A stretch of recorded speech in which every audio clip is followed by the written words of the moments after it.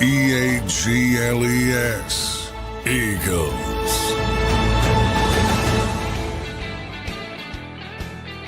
Welcome in, everybody, to a Thursday edition of Birds 365 here on JAKIB Sports. I'm your host, Zander Krause. That's my co-host, Johnny Mac, John McMullen. Another day, another Eagles practice. Day number 6 is in the books, and we are here live with you for the next 2 hours on Birds 365, a little evening edition of the show. Johnny Mac, how you doing in this Thursday evening, brother? Doing well. Yeah, another hot one. Hopefully the weather's breaking though. It's supposed a little to be better nice though today, right? It wasn't as much sun, John, right? No, it was worse. It was worse than What? it was on what day? Tuesday. Why, humidity? Yeah, I checked. Yeah, the humidity was insane. So the real feel at the end of practice, according to AccuWeather, was 108. Oh, yeah. At the end of practice. What do you wear like a big bucket hat or what? No, just a baseball cap. It's a baseball hat. I could see you rocking like one of those big flowy buckets that covers the neck. And I do have a bucket hat. Yeah, I haven't broken it out this year. Might have to get you a big Tanner McKee likes Yeah, he's a bucket guy. Tanner McKee, yeah, he likes the bucket hat. He likes the bucket hat. I do have one, but I haven't. I should have broke it out today, as you say that, but didn't even think about it. Yeah, good stuff there, John. John, we'll get into some of the practice, some of the things that went on today, but another good day for the defense. A couple names emerging, which is always fun. And I don't know what you have to think about this, but I'm being told the offense is struggling. I don't know if that's true or not true or a big overreaction. We'll talk about all that on the show tonight. John, before we get into that, Michael Clay spoke today. We'll get into your takes on him. I know you wrote an article up about that on Sports Illustrated that we'll touch on.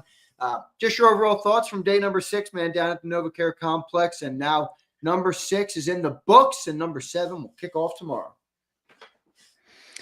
Yeah, it's interesting because I wrote about that with Dallas Goedert as well. So they have been sloppy over the past 2 days offensively, which, I've talked a lot about that J.J. Watt thing on X, and J.J. explaining why you shouldn't, grade. You shouldn't look at practice stats. You shouldn't grade practice like a game, stuff like that. So, I brought up to Dallas afterward, about all the pre-snap problems, and he added the context, which I put down. Over the past week, they've been funneling in loud crowd noise, loud music, and to the point where if you get too close to the speakers and you have like an Apple Watch or a smart watch, you'll get an alert that the decibel level's too high and to get the hell away from it.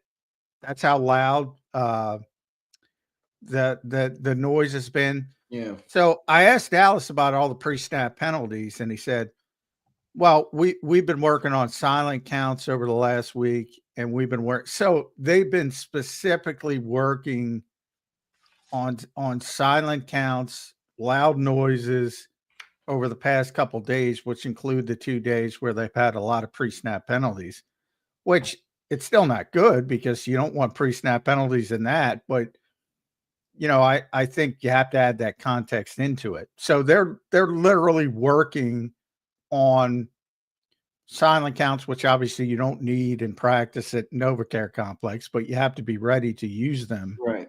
And you have a lot of young players, 4 different centers they've been using. So he mentioned the different cadences, the different sort of feel for each center. And I'd explained a lot. Again. Who was this you spoke to? Dallas Goedert. Oh, okay. Nice. So I asked him, and everybody can read it at si.com/NFL/Eagles, trying to pull up exactly what he said, because, I mean, if you're looking at without that context, it looks pretty bad. And not to say it's not, again. So I asked him, all the pre-snap penalties, what's going on with that? There are going to be pre-snap stuff always, he said. We've been working silent this week, silent count. Each center has got a little bit of cadence, how they do silent, turn their head nod. But it's definitely something you got to clean up. Yeah. Coach always says you got to do the things that take no talent. Well, get the ball snap, being in legal formation, not shaving motion. All of that stuff takes no talent. We talked about it and got to get it cleaned up. So they do have to get it cleaned up, but I think it's right. They're funneling in multiple centers and noise. Also, So it's not like they're just not lining up correctly with a pristine environment. So I think it's important to add that into it. Yeah, good context there from some of the pre-snap penalties you're seeing on the offense. Good context from Dallas Goedert added there. John, we'll talk about Michael Clay and the special teams a little bit. But the first thing I want to do, though, is kind of get into just on the practice field. I read a little bit about Eli Ricks today making a big splash. We'll talk about him. Is he in the cornerback conversation now? And then let's start on the offense, though, John. And I know you just gave context of the pre-snap, but would you classify the offense as struggling early in camp? Is it business as usual? This is every camp. Offenses are going to struggle early. What do you think's going on with the offense? And is there any level, and I mean 1%, 2%, 20%, any level of concern arising from what the offense looks like at camp? No, I talked about Wednesday. I think the individual players, the star players, are all playing well for the most part. So, I think people get, bogged down at second team and third team reps, which are, you'd like to have superstars on the second and third team, but generally you don't have superstars. So, I mean, most of those players aren't going to be playing on game days. And, the guys who are going to be playing are pretty good. So I don't have much concern about the offense at all, to be honest. Nor if I think they perform poorly. Again, the pre-snap stuff, which I just explained, that's been an issue, but they're working on it. That's what they're trying to do. Work on silent counts, work on handling the noise, which, again, it's not like so you're going to read a lot about that from a lot of people tomorrow, I assume, as you did after, what day is it? I don't know, Tuesday's practice. They're not stopping practice and saying, hey guys, we're working on this, right. to JJ Watt's point. And, only because Dallas explained it, what they're working on. Now, we knew they were working on crowd noise and stuff like that because it's hard to ignore the noise. But no, I don't have. And the first 2 days, they're extremely sharp. But again, and I tempered that from the standpoint of it was all underneath stuff. It was all layups. So, all right, 95% completion percentage. Who cares? In the other vein. All right, you're throwing a bunch of underneath stuff. It should be 95%. And it could have been 100 if there weren't a couple drops. As you start to evolve and get the other stuff in the offense, it becomes more difficult. You got to go downfield at some point, and it becomes more difficult. And so I don't see many problems at all with the offense, and I've said it pretty consistently. I've never seen Jalen Hurts more comfortable. That remains right through 6, because I remember you said that big time after the first couple. Yeah, remains. Never seen him more comfortable. Never seen him more confident on the field. He's always confident off the field, but on the field, yeah, no concerns whatsoever. That's good. Good news there, John. Has it become obvious or clear? I know you've mentioned obviously the silent counts is what they're working on, but is there anything that you could have taken from the first 6 that would show you, okay, the offense is really working on this? I mean, the passing game was one of the big things that was talked about last year. And does it look like they're trying to work on that, trying to improve upon that? Are they, I understand they're going to be a chameleon type of team where depending on the personality of each game, they have the ability to be a great running game or a good passing team. It's going to look different every week, but have you picked up on a trend of hey, the offense really wants to get this right, or they really want to improve on this this year? Anything stick out to you in that regard? No, not like last year. Last year, I think there was a concerted effort to, probably placate some voices outside the building, which was probably a mistake, with motion and stuff like that. But that's kind of gone back to normal, I would say. And it did last year as the season went on. It went back closer to normal. Little bit of Anaya Smith manufactured stuff, a little bit of, today they were clearly, to the point again, they were clearly working on 50-50 balls. They were throwing a lot of 50-50 balls in the end zone, which again are not high percentage throws. So, and to the point, there were so many of them, sometimes you're just working on that, as JJ pointed out. Keep going back to JJ. Sometimes you're just working on one thing, and they threw so many of them. To me, it was a dead giveaway. They were working on that.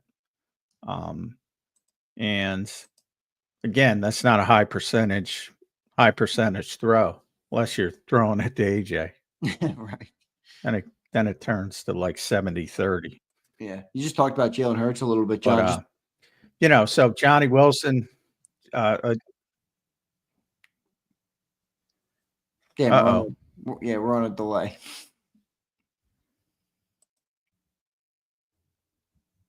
Yeah, I lost you for a second. We got our night problem. What is this? I don't know. I don't know. It's I don't understand it. I had no problems in the morning on Wednesday. I don't know what's going on. But you got me right anyway, now, or what? Am I hear on a what you delay? said. Yeah, I got you now. All right. now. I wanted you to finish because we have the delay and then we start cutting each other off. I wanted you to go ahead and finish up, and then I was going to ask you about Jalen Hurts a little bit more. I don't know what I was saying because I couldn't hear you. So that's what I was talking about. But as far as the offense, and by the way, you're not on a delay for me. So at least from that standpoint, but you went completely dark for a second. But yeah, I there's too much talent. 8th, that's their floor. They were 8th in 2023. They were 8th in 2024. That's their floor. 8th would be a disappointment to me. Wow. That's pretty high. 8th is the floor? It's pretty high for that team. I mean, 8th is a good 8th is a yeah. You were 8th last year. Yeah, I get that.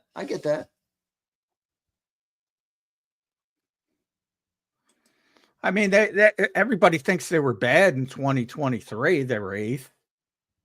Why would they go lower than that? To me, 8th was a disappointment last year. Right.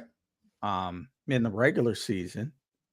Then they turned it up in the postseason, but the postseason doesn't count when it comes to those statistics. And more like the postseason is what you should expect. They have the best offensive line in football. They got a top-tier quarterback. They got a great tight end. They got arguably the best wide receiver duo and the best running back. Why the hell 8? Why would anybody be happy with 8th? No, I get it. I think you're right. How's Jalen look? You mentioned he still looks cool, confident, and comfortable, I think is the word you continue to use on him. But just bring us inside. He had another interception today. Again, I don't think there's any concern on any of those, but you know how people get, John. They like to make a big deal out of shit. Just talk us through how Jalen looks at practice, in command of the offense, and how it seems like his how he meshes with Kevin Patullo, with another new offensive coordinator this year.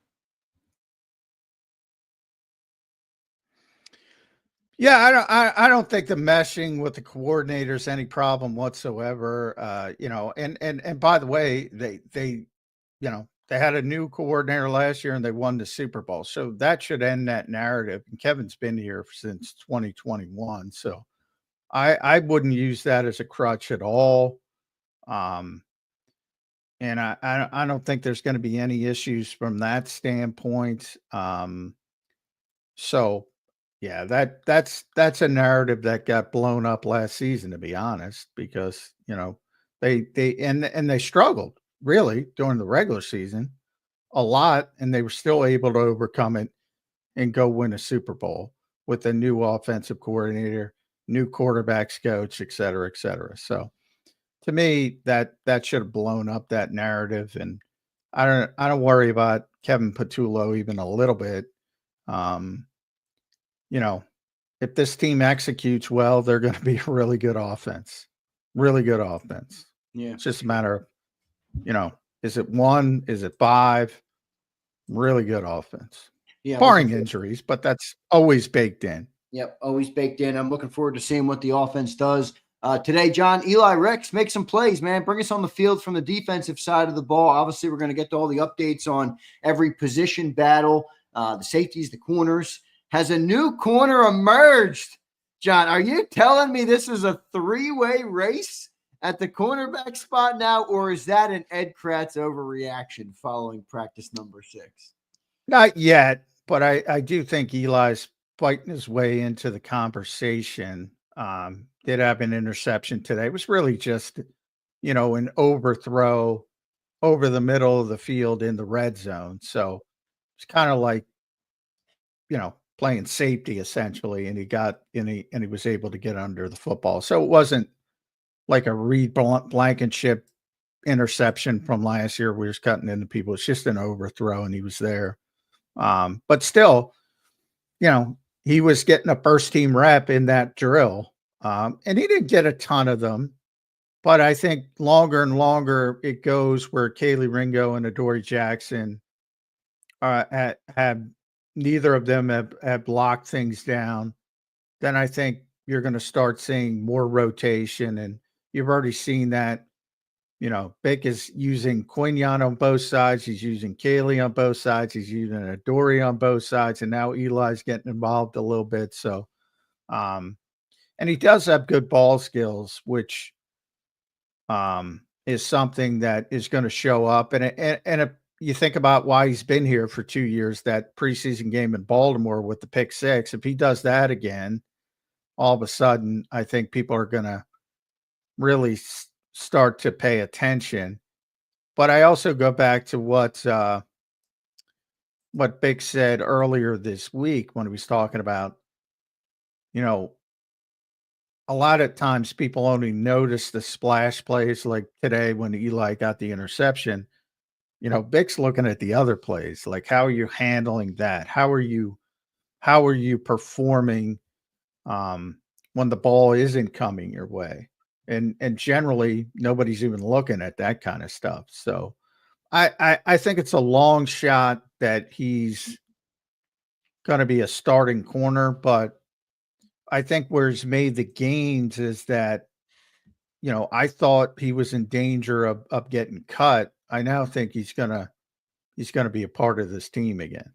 Yeah, we'll see, man. So a sailing pass by Hurts, and Eli Ricks is able to make a diving interception. You remember, John, when he got that chance you brought it up now, he does seem to have a knack for making plays on the ball. He did that his rookie year in the preseason, and that ultimately, that interception, John, in his rookie year might be the reason he's still here right now, because they just hung on to him. They stashed him and hung on to him. So he does have a knack for making plays on the ball, man, and we could use that in the secondary. So maybe, just maybe, Eli Ricks plays his way onto the field.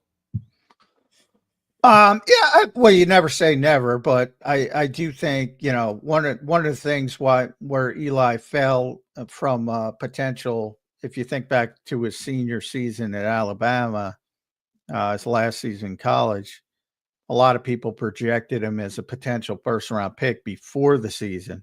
Then he didn't get drafted. The reason that's a pretty significant fall. The reason is he ran a 4.6, which is really poor for an outside corner in the NFL. I'm sure he's improved a little bit from that standpoint, but he's not. Most good NFL corners are 4.4 guys minimum. So, there's some concern about the speed, Right. but he does have a knack. And obviously, the Eagles play a very zone centric scheme. So he's got a knack to play off coverage. He's got a knack to play zone coverage. He's got a knack to play the football. So, and I would say, he made the team because of that interception his first year. Because how he was concerned. Because remember, other teams don't get to watch the Eagles practice. They only get to see what they see on film, in games and things like that, if they have a joint practice. So anytime you see a cornerback with ball skills who's making plays, they're liable to get claimed on waivers. And how he was concerned he'd be claimed on waivers and didn't want to risk him to that. Last year, he made the team because he made the team. And they believe in his coverage ability. And we'll see if it shakes out. But I don't think he's in the competition yet, but if he keeps playing well, he's going to get more first team reps and he can force himself into that competition.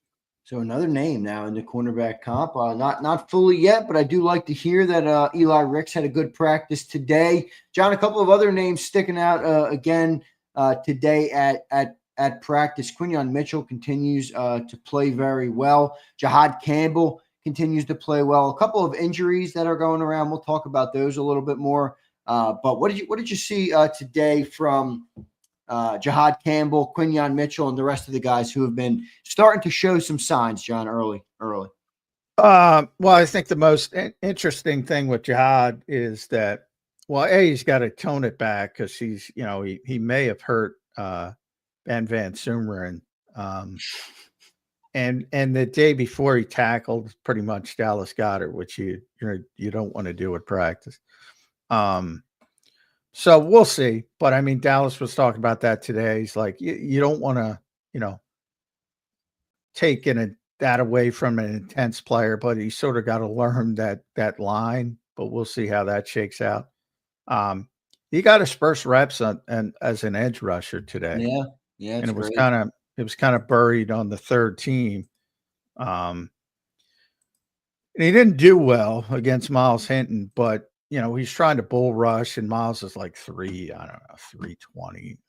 He's trying to bull rush him.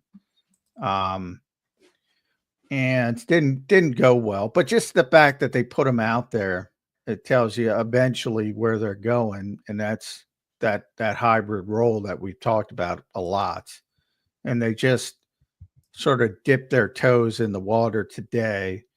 But it was interesting, the edge situation as a whole, because Nolan Smith is currently out with a concussion, and they switched there.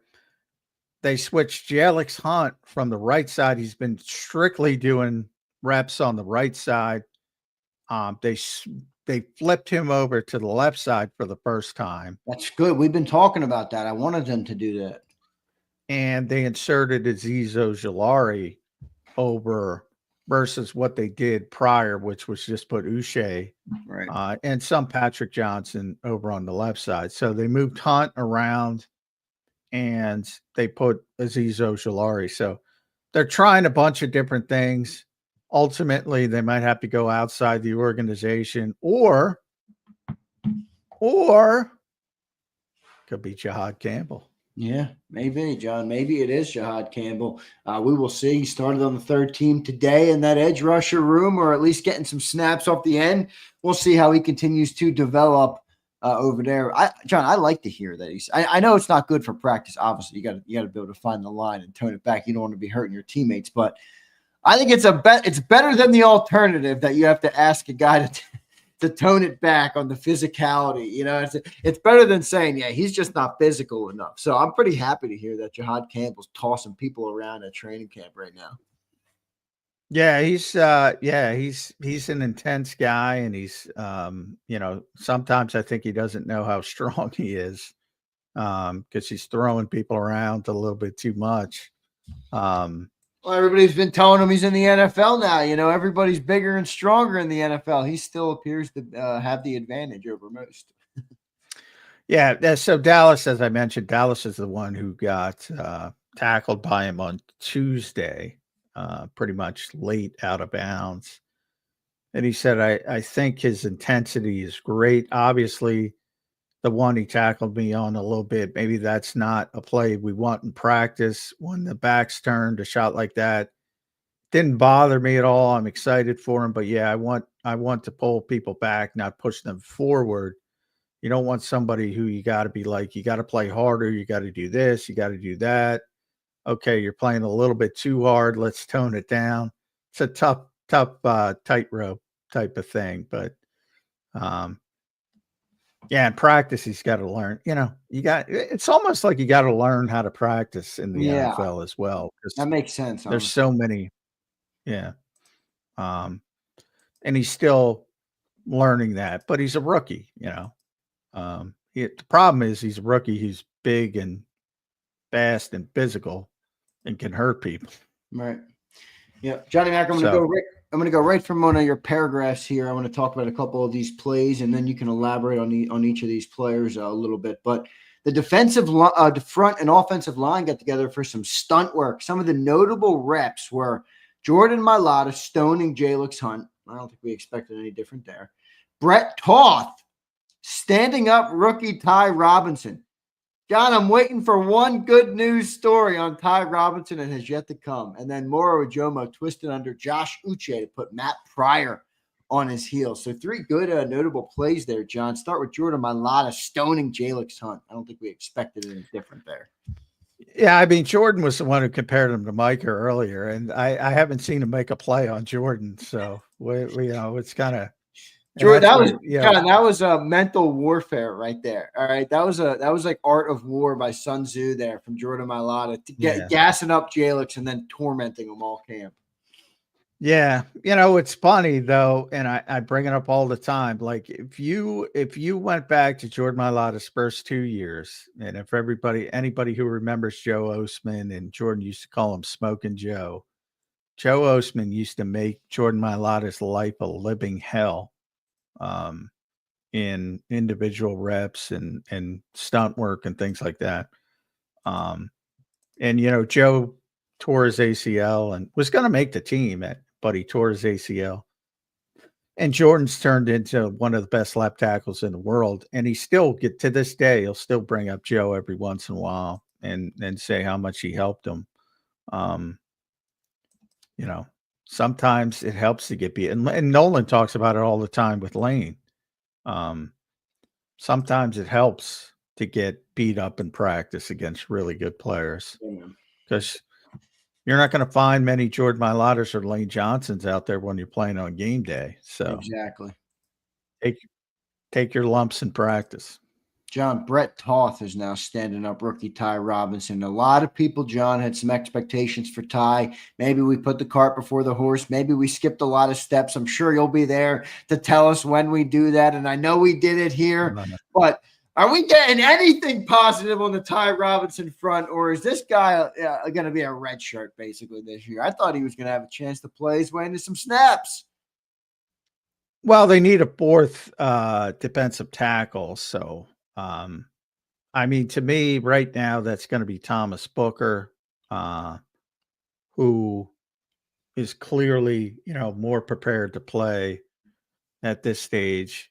There are people a little bit too excited about Ty Robinson because I don't know, the vanilla gorilla stuff, his physique. I don't know, but that's not football. And football, and he spoke to us the other day, and he knew.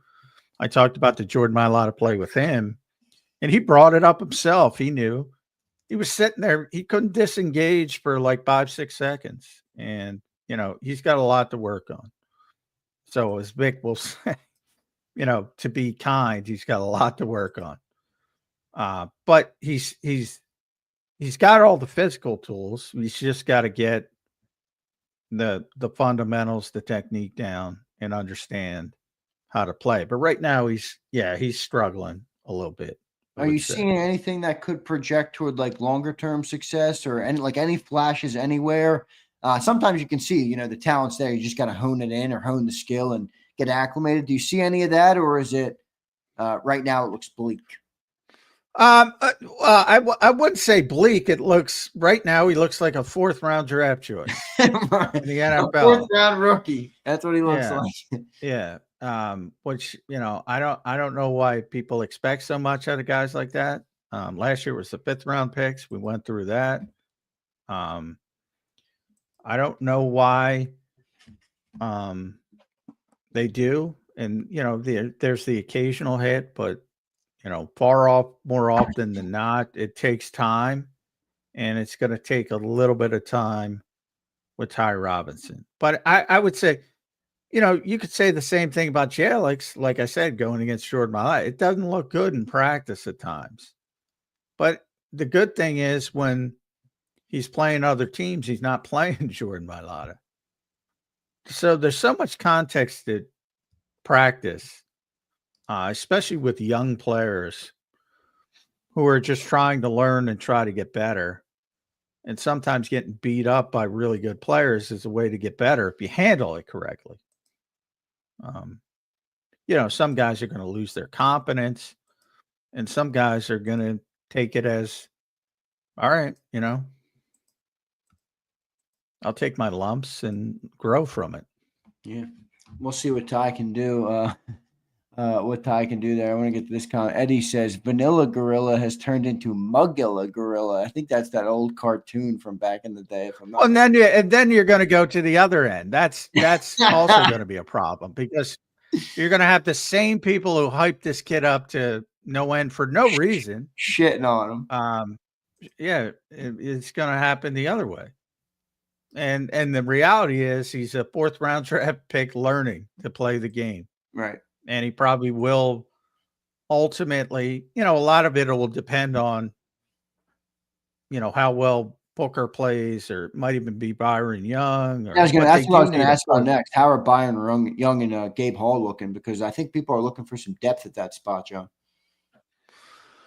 Well, you're only going to keep 5 most likely. So I don't know. And then you'll get some guys on the practice squad, obviously. But so those 5 are basically slotted then, right?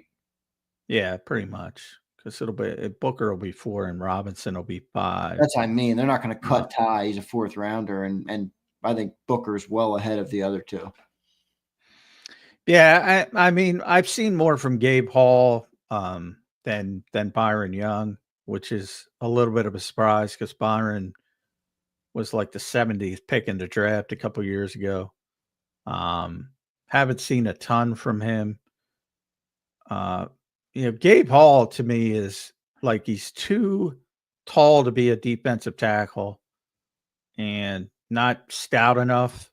But the Eagles don't play like old school 5 techniques, like old school 3-4. To me, that's what he is. He's like a base left end in an old school 3-4, but nobody plays that. So Yeah, right. I don't know where he fits. Yeah, good stuff there. We'll continue to discuss that and see who kind of emerges, if anybody does emerge from the defensive tackle room. I was hoping to see a little bit of good on Ty, but we'll wait and see. I think you're right, John. 4th-round rookie. Let him learn. Let him develop a little bit. John, Moro Ojomo continues to look good, huh, man? I think optimism are growing on Moro Ojomo this year. Yeah, he's a good player. It's a matter of how good. I don't think he's going to be, Joe Green, but how about Milton Williams? Can he get closer to Milton? We talked about that a week ago. We were in disagreement on it a little bit. Yeah, no, I don't think he's going to be Milton Williams from last year. But remember, it took Milton Williams 4 years to get to Milton Williams of last year. Right. Well, remember, that's what I argued. I felt like Mora was further along through his 2 years than Milton was after 2 years from Milton. Now, it's hard to go back and think about what Milton was before he became a great player last year, but I feel like what's his name is doing a nice job and really has taken control. I mean, Johnny was a 7th-round pick, so I think this is great what we're getting out of Moro Ojomo. Yeah, I mean, he's tremendously athletic. His deal is he's undersized, but he's very strong for his size. So that's going to help him. But as it holds up To me, the biggest question is how many reps can he hold up? Is he going to wear down?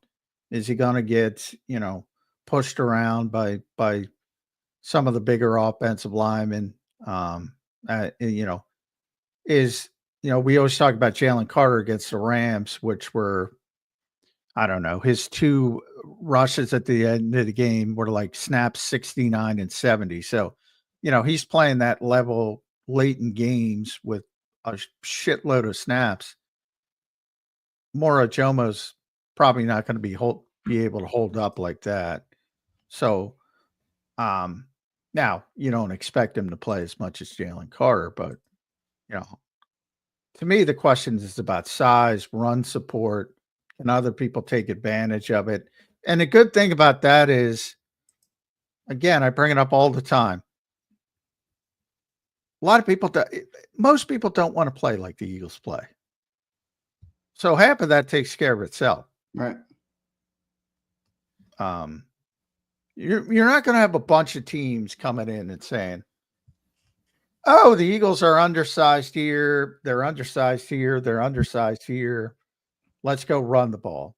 Doesn't work that way. You gotta build your team to run the football effectively, and most teams don't bother because they'd rather play a different way. So some of that takes care of itself. Right. Johnny Mac, let's get to that edge rusher room. Nolan Smith still not out there. And you mentioned they had some movement. So finally you get Azeez Ojulari on the other side. They moved him over. How does he look? How does Josh Uche look? How does the depth of that room look right now, John? You kind of said it was a little bleak once Nolan left. Are you seeing any signs from those guys? Is your concern level lessening at all at the edge rusher position? Where do you stand on it? What are you seeing from those guys? I'm just looking out my window. It's as bleak as the grayness outside my window. No, Azeez Ojulari did move. Jalix Hunt moved. Azeez has been playing. Azeez stayed. Okay, they put Jalix on the other side. Got it. Yeah, Jalix moved to the other side. And Josh has mainly stayed on the left side. Azeez has been on the right side.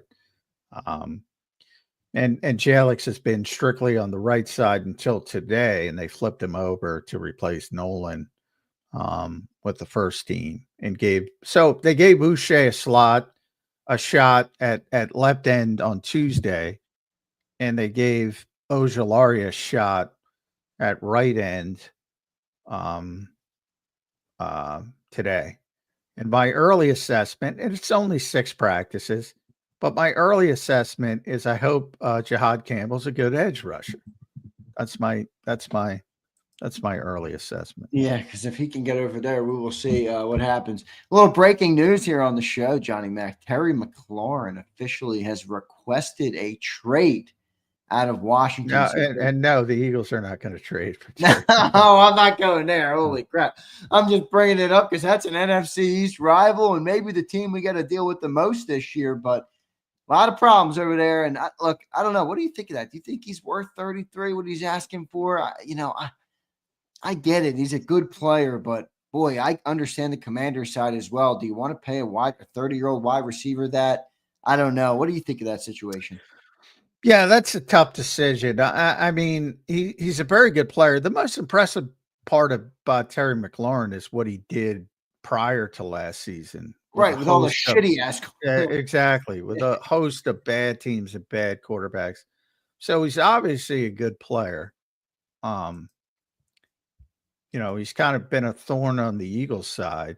He's always played well against the Eagles for the most part, but he is a little bit older, and yeah, I hesitate, but look, they're trying to win. So they have to figure something out with Terry McLaurin. That's one of those things where, they consider their window open. I probably don't agree with it quite as much as they do, but what they've done with all the veteran players, and then you're going to walk away from Terry. No, you got to figure it out. You got to do it. You got to, there's no alternative.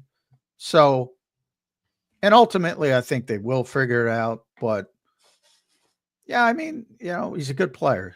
And it's not my money. It's Josh Harris's money. So I think that's part of the problem, though. You know, Fly Parks brings up a good point. Pay him all the years he played on your bad teams. New ownership, new GM, they don't give a fuck. You don't pay people for what they did. You're paying people for what you think they're going to do. Exactly. And that's the hard part of it. Because if you get too loyal, and Howie's been there, you know, in 2017, you know, he now in hindsight, he thinks he was too loyal to a certain degree.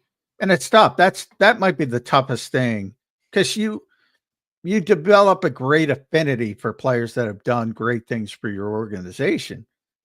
And somebody that would be Terry McLaurin would be that category for Washington. But is it worth it at this stage of his career?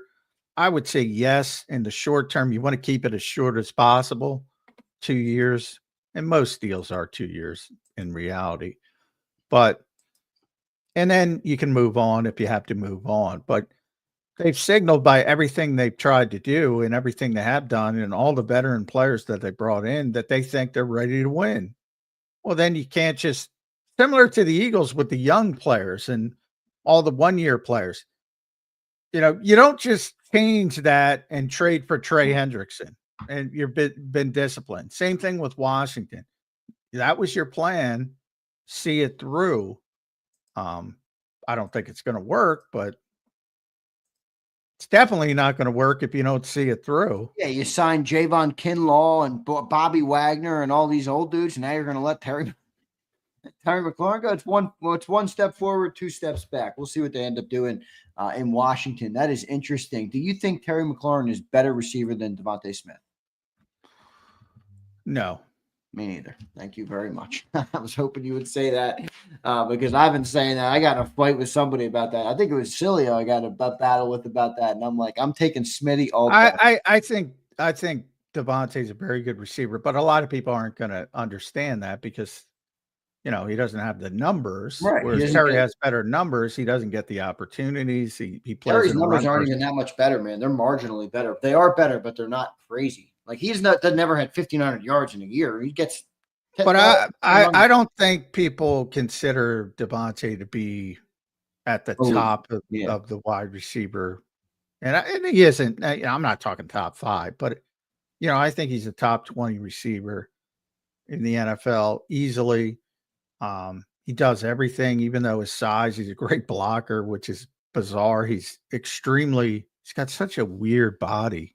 I know, and his hands are incredible. Some of the catches I've seen him make are just tremendous. Sideline catches, toe tappers, they're really nice. Oh, he's unbelievable at the toe tap. He's got these big hands. And he's like built out of steel, like steel cables. Like he's so thin, but he's physical.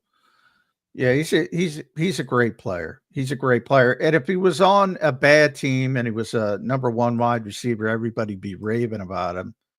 But he's another guy. He's like, he'd rather win, which I'd rather have. And his mentality too. And his willingness to not complain and not ask for the football, which is not always an easy thing to find when it comes to wide receivers in this league. Yeah, we'll see. John, real quick, final question on this. What do you think what do you think the number is? What do you think the fair number is? If you were involved in the negotiation, John, what would you say? I can't give you 33. Come on, let's do 28-30. What would you say is the fair number in that negotiation? Oh, I don't know. I'd have to look at it. I think you want DK guy. I think DK got 33, which feels real heavy to me. I mean, AJ. Yeah, I mean, where the salary cap is going. I mean, I think people get caught up in the numbers because they don't realize where the salary cap is going. You know, I saw Mikal Bridges in the NBA signed an extension, and I looked at it, and I go, Jesus, they're paying this guy. I think it was $160 million extension, but that's the going rate in the NBA, and he was taking less than he could have gotten. So, I mean, that's the going rate, and he's your best receiver by far, and you consider yourself a contender. You got to get it done. You got to get it done. And Yeah. and it's overrated from the standpoint, again, you structure the contract to be 2 years, 2 years of guaranteed money, and then you can get out of it. So I think a lot of these teams outwit themselves. What's one thing another thing Howie's very good at. All right, you have to understand you're going to make mistakes. You can't be afraid to make mistakes. But when you do make a mistake, you got to have the contingency ready, and you got to be willing to move quickly and try to move on from it. By no means am I saying Terry McLaurin's going to be a mistake. My point is they got to get it done. Same thing with the Bengals and Hendrickson. Same thing with the Cowboys and everybody that they ultimately sign but pay a penalty. The idea is and this is what the Eagles do. They pay their good players, and they pay them top of the line money at the moment. They do it early. To get as big a deal as possible. But remember, I think a lot of people forget, because he's like 11th now, the day Jalen Hurts signed his contract, he was the highest paid player in the history of football. It lasted for, I think, 4 or 5 days. Yep. But he was the highest paid. So they pay top of the market for all their stars. That's what you have to do. If you get good players, you have to pay your good players. Yeah, and identify which ones you want to keep. That's the other thing I think the Eagles do well right now, John. You use the phrase shit or get off the pot. I love that phrase. The Eagles do that, man. Like if they don't want you long term, like they cut the cord. I would say 28 of the teams in the NFL, if they paid Bryce Huff that contract last year, they wouldn't have moved on from him as quick as Howie Roseman did. Oh, no, very few people. No, well, because I think Bryce was a big part of that as well. Well, yeah. No, I can't. Well, that was not the perfect example. But, I mean, in general, it does seem like the Eagles, when they identify a player long-term, they pay him right away. And when they don't, or they identify he's not long-term, they're already looking to replace quick. Yeah, I mean, and you have to make some difficult decisions, as they did with Josh and Milton and Slay and CJ and everybody they lost. And, one they got back that they weren't expecting it back in Dallas Goedert. So all those guys were below the demarcation line. But the funny thing is the Eagles have so many good players, they had to make these difficult decisions. Most other teams don't have to make these difficult decisions because they don't have that many good players, and they still hem and haw. Right. It's like, if you have a good damn player, pay him. That's where I think Lurie comes in. Howie just has the leeway with the money to be able to shake and bake when he wants to shake and bake. I think that's a big part of it. Well, yeah. I mean, Jeffrey's at the height of it all. I mean, yeah. That's the biggest advantage the Eagles have over anybody. Yeah. Jeffrey Lurie, because he enables them to do what they need to do, and he gives the okay. And not everybody does that. To say the least. Like Jerry Jones. Yeah, right. All right, we're going to talk a little bit about the secondary. I want to talk about the safety spot. We'll talk about the corner battle with Adoree Keeley, talk about the update on how those guys played. We'll do that after our commercial break. I do want to get to some super chats here today in the opening hour. Johnny Mac, let's get to him right now.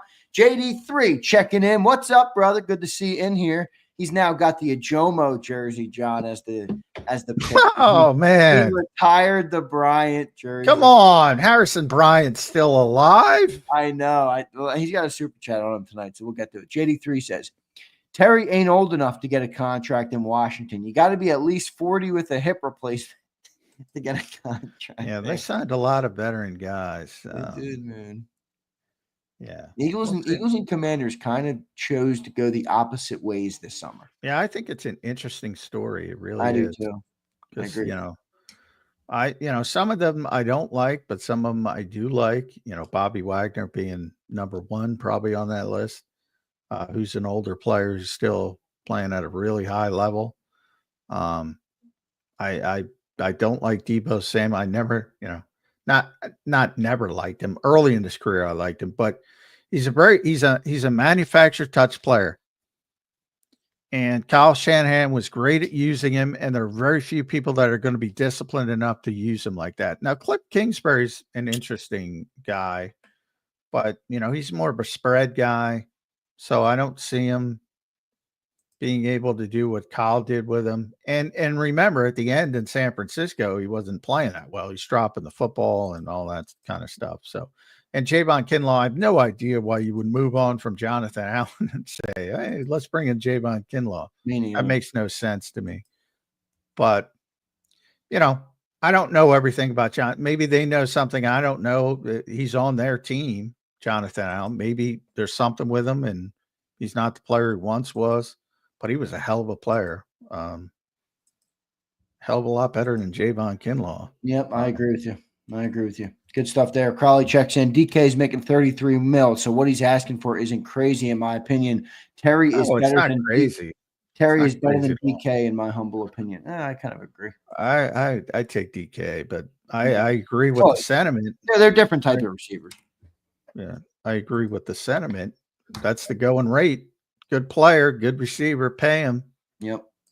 Agreed. JD3 again. Worried our fullback is fragile. Harrison agenda coming. Yeah, well, it may be, it may be, Ben's coming off a torn ACL, but I got news for you, JD. They ain't using a fullback then. They're not using it. They're not using a fullback to use a fullback. Yeah. They're using a fullback because they like Ben Van Sumer. They will simply go back to 11 personnel and one back 99% of the time. Right.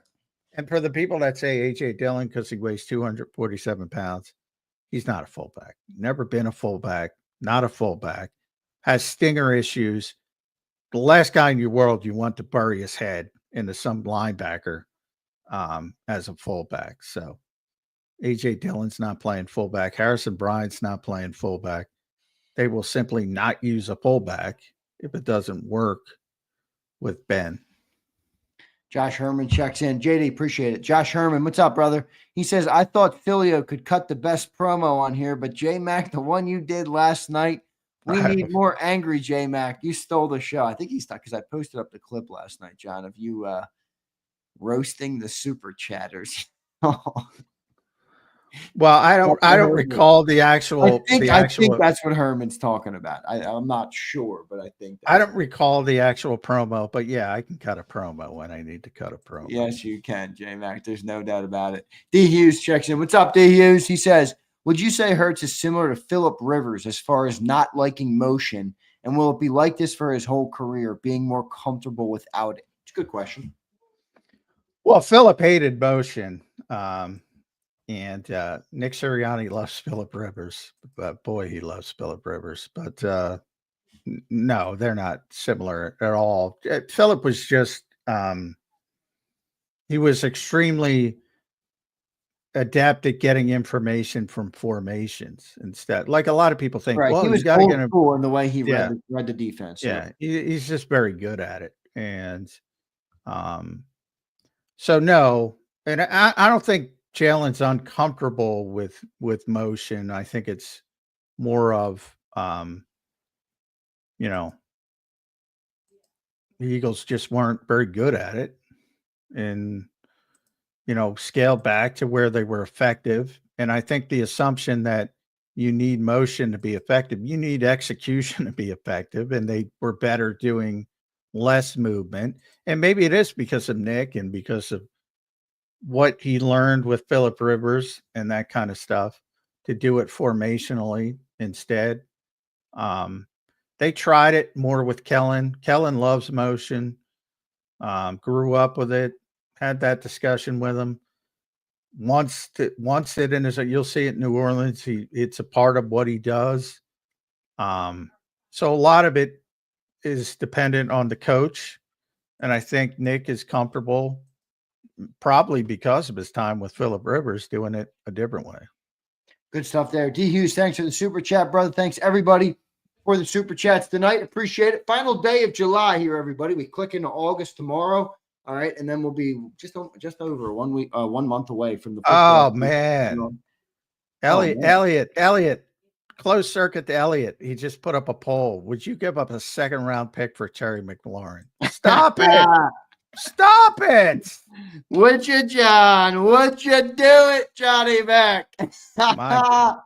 No, I wouldn't. Are you kidding me? My God. I'd rather give up a second rounder for a star safety or quarterback. Oh shit, that'll change the dynamic. I'm gonna give up. There's one football. Yeah. I was joking when I said no. Hashtag no, as I always say. This is a top-tier receiver. It's not going to be happy being the third receiver catching 40 balls. Yeah. We're not even a passing offense. That's so unnecessary. We do not need him. All right, good stuff, everybody. Appreciate everybody for being here tonight. Hit the like button on the show. We'll take a quick commercial break, and we'll be right back to talk a little bit of cornerbacks. I'm going to talk about Mac McWilliams, who continues to have a good camp. We'll talk about Keely Ringo, Adoree Jackson, and all the other big pressing needs and pressing battles going on at Eagles training camp right now. Thanks for watching. Hit the like button. We'll be right back in 3 minutes. Welcome to the Jet Setters and the High Rollers, to the Shot Takers and the Tastemakers. Welcome to the Viewfinders, the Thrill Seekers, and the Night Owls.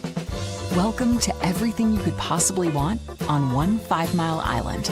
Welcome to the Wildwoods. Book your stay today. The following is a real testimonial from the father of a young injured victim. I didn't think she was going to make it. Major Perry's daughter was the victim of a horrific accident caused by someone else's negligence. If you don't find the right counselor, law firm that you're looking for, you will get lost in the wilderness. Badly injured? Call the Fritz and Bianculli Law Firm at 215-458-2222 and find out why they say, "We got this." In our hometown, we all look out for each other. We go the extra mile to lend a helping hand.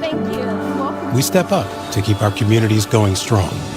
And at Independence Blue Cross, we're here to keep you going strong. We've been deeply rooted in our communities for more than 85 years. And that connection to members has earned us our spot as the #1 health insurer in the region. So while you look out for your neighbors, know IBX is always looking out for you. Your financial future is on the line. Are you ready for what's next? At Leone & Company Wealth Management, we help young professionals, business owners, and pre-retirees navigate the complexities of building and protecting wealth. For young professionals, we'll help you grow your wealth, plan for your future, and make the most of your hard-earned dollars. For business owners, we provide strategies to protect your company, manage risks, and create a lasting legacy for both your business and personal wealth. For pre-retirees, we'll design a plan to secure your retirement, ensuring you can live comfortably and confidently in your next chapter. Whether you're just starting out, managing a thriving business, or preparing for retirement, we're here to help you take control of your financial future. The first consultation is on us. Get the advice you need without the cost. Let's make your financial vision a reality. Take the next step. Scan the QR code to schedule your free consultation today. And of course, go Birds.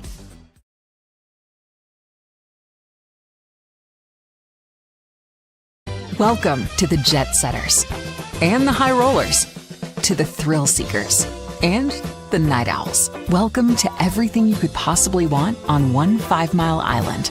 Welcome to the Wildwoods. Book your stay today. EAGLES, Eagles.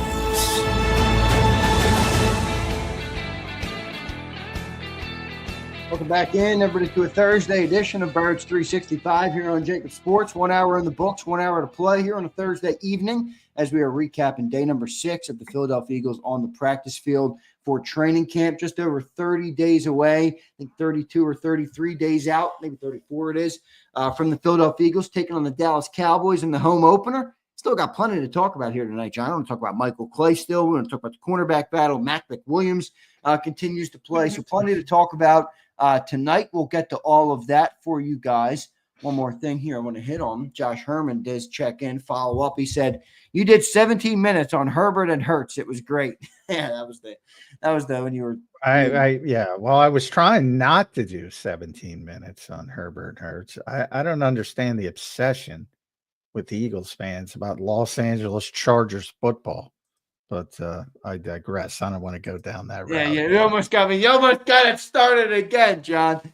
Good stuff there, Herman. Thank you, brother, for the super chat. Thanks, everybody, for being here. Hit the like button. Let's dive into these cornerbacks and some of these other things that happened. Day number 6 of practice today for the Birds. John, let's go to corners first. We'll talk about Michael Clay and that special teams unit a little bit in the back half of this hour. Cornerbacks, how did Keely Ringo look today? How did Adoree Jackson look today? Any update on, I know we talked about Eli Ricks in the open, but any update on how those two are battling? Still probably, 1A, 1B in that race for cornerback number 2. Yeah, I would agree with that. Today it was interesting because the first rep, which people pay too much attention to, but nonetheless, it was Quinyon Mitchell on the right side, Adoree Jackson on the left side.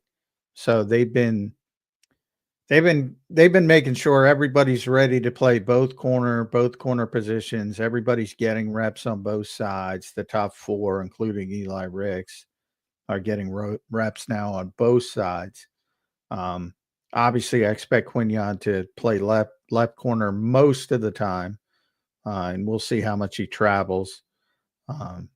Probably dependent more on the other guys. I would say Ringo had a nice day. He's probably played better over the past couple days than Adoree. So we're talking about 6 practices. It's probably 3-3. So it is pretty even. He made a nice, I was saying they were trying a lot of 50-50 balls. Keely almost had an interception, tracked the football well, just didn't, was underthrown a little bit, just didn't come back to it and get it.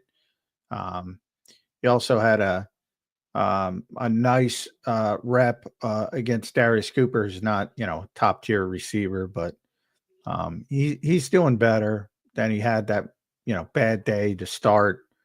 But he's been playing better.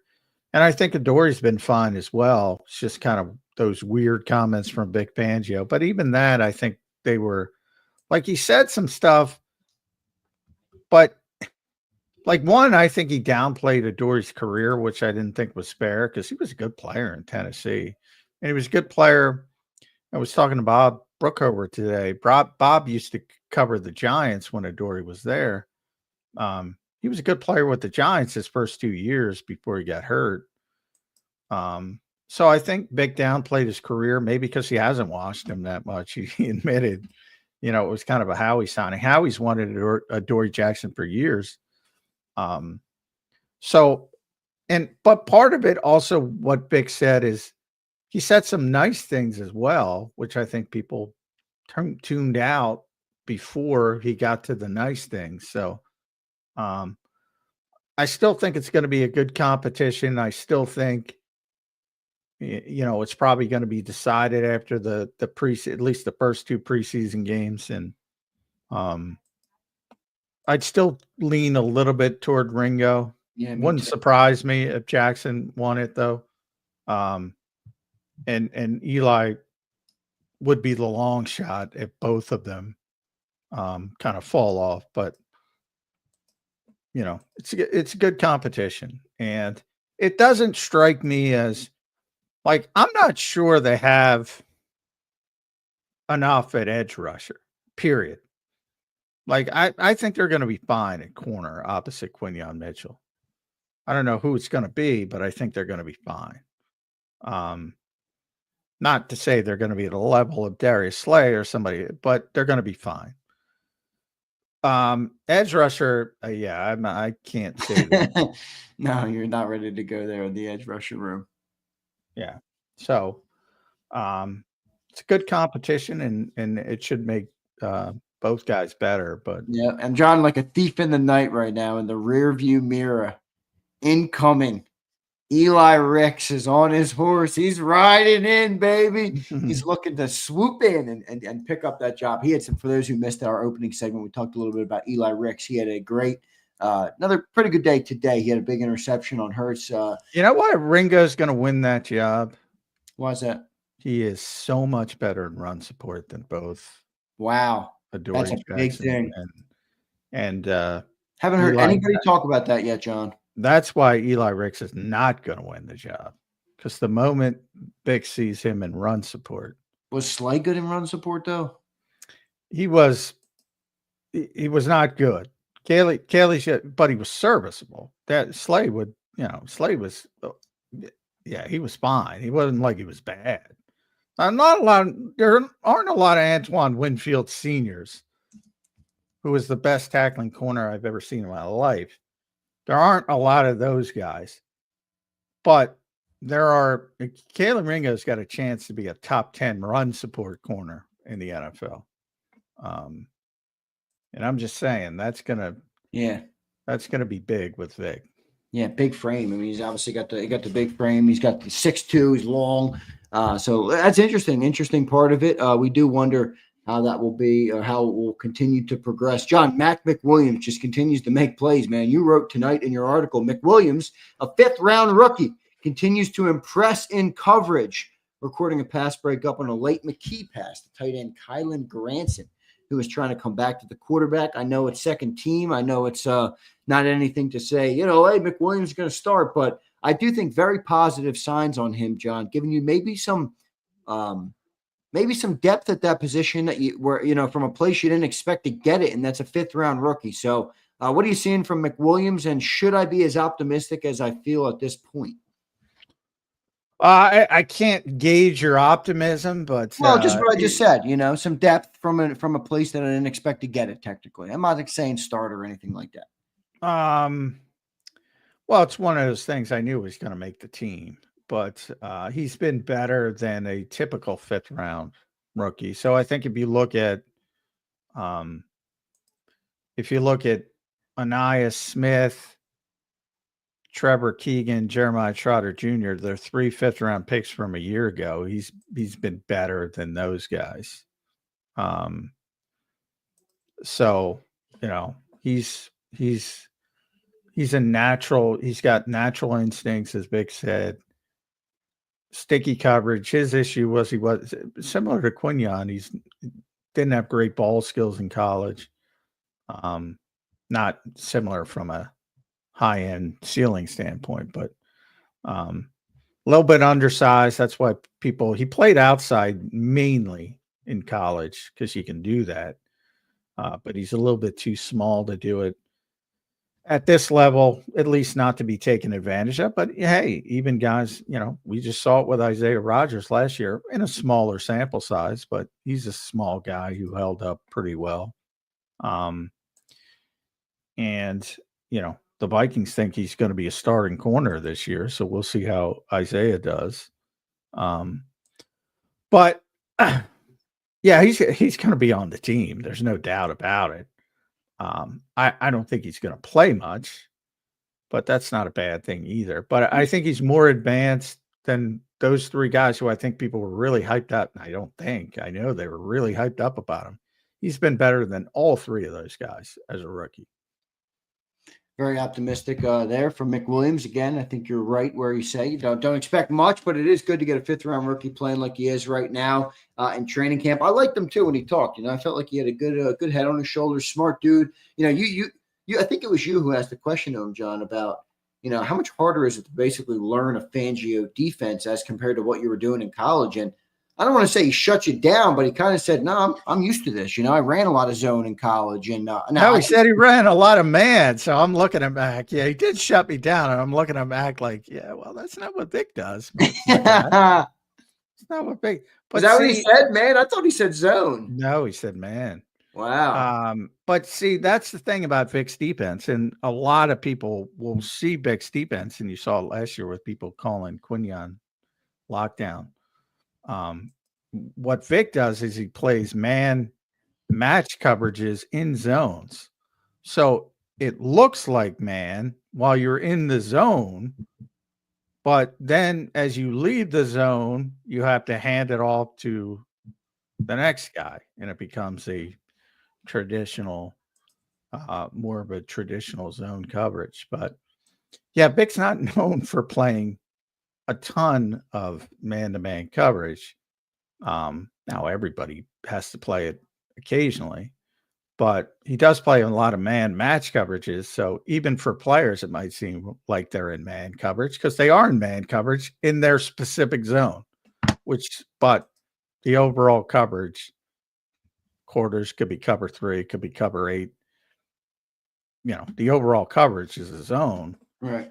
So it was interesting, but he said, yeah, I don't think they're playing Vic's scheme at Central Florida. Now, me neither, which is why I loved your question. And then I was a little perplexed by the response. Now, I don't watch a lot of Central Florida football, so I don't think anybody does. That's kind of a lot of people. A lot of people do copy Vic, so maybe they're trying to play that there. So I don't know, but I think it's a little bit more involved than Central Florida, but who knows? Who knows? Good stuff there, John. Let's keep rolling along a little bit. You wrote about AJ and AJ Brown and Quinyon Mitchell and some of the battles they've been having in camp. Bring us inside, John. Tell us what you're seeing. Those are obviously AJ Brown is the caliber receiver he is. We all know him. We all love him. Top 3 receiver in the NFL. In my book, he's top of the top. I'll take him over anybody. Pick your poison.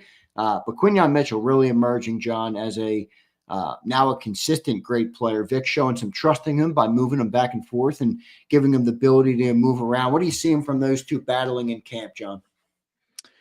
Yeah, I think it's a big thing for Quinyon. I think it's a huge thing. AJ got the best of him today, admitted. But like I said with Lane and Jordan, I mean, I think when you get to go against players like that every day, and Devontae, who has been injured, but as well, it's going to help you. And I will say that, like, the only guy who catches footballs against Quinyon Mitchell in practice is AJ Brown. That's it. It's like ridiculous. Now, Devontae as well would, but he's been out. But, the other guys, forget about it. Forget about it. Even Jahan Dotson's, who I think people underrate, is a pretty good receiver. But so I'm amazed because Quinyon talked today. I'm amazed just with how competent he is. Like, he walked in like he didn't know, like he was supposed to be in awe of not just AJ here. I mean, receivers in the NFL. Like, he walked in, he was like, yeah. Which is a good mentality. I mean, the minute you put your opponent on a pedestal, you place yourself below. It's a phenomenal mentality. I always tell the story when I was covering the Sixers in the Doug Collins era. LaBoy Allen, for local people, might remember LaBoy because he played at Temple.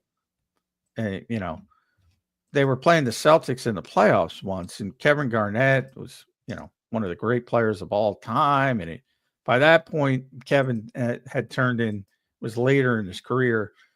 It's funny. Well, Kevin was very skinny early in his career, but late in his career, he became a bully. Like, he would bully young players.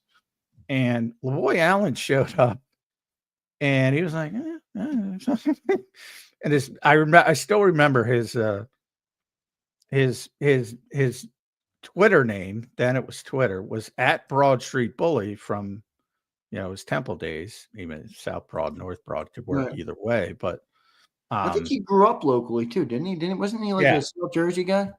I forget the hometown, I thought he was like Trenton or Penn. Local. I think he went to Penn. I forget. I know that's how I remember him though. Yeah. So it was one of the great quotes of all time. So he was playing it. For those who remember that series, the Sixers took him to 7 games. That was great stuff. They had no business taking him to 7 games. Yeah. And they took him to 7 games. And LaBoy Allen was a big part of it because he would come in and give them great minutes against Kevin Garnett, which was bizarre.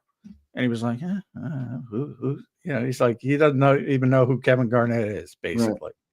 And Doug Collins said it was one of the great quotes. I just want to live one day like LaBoy Allen. Like I don't give a shit about anything. That's how I feel about Quinyon Mitchell. Exact same way. He's like, I don't care. Unmoved, unshakable. Yeah. And he's got a lot more talent than LaBoy. Yeah, right. It's one thing to be LaBoy Allen and have that mindset. It's a whole nother beast to be as good as Quinyon Mitchell is and have it. Don't get me wrong. I don't want to downplay because LaBoy was a good guy and he, had a good NBA career, was around. He was from Trenton.